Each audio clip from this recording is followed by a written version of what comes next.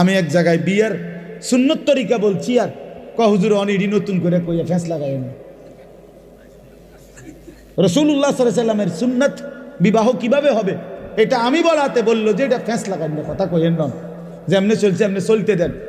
যে বেটা বলছে বেটার এখানে টাই পরা, স্যুট পরা, পরে আমি বললাম আঙ্কেল অবশ্যই আমি ফেঁস লাগানো ঠিক হবে না, এই জন্য আমি দয়া করে বিয়েটা পড়াইলাম না, আমনে মেহেরবানি করে বিয়েটা পড়ান।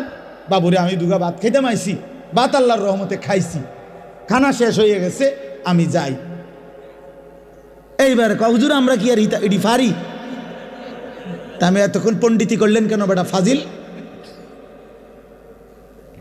কথা বলেন, আমনে আমনে না কইলেন, আমনে আমি আমারটা কইলে ফ্যাঁস লাগবো সমাজে, তো আমনেরটা করে আমনে বিয়ে পড়ো, আমার সমস্যা, আমি তো ভাত খাইছি, দইও খাইয়া লাইছি, আমার বুঝ হইয়া গেছে।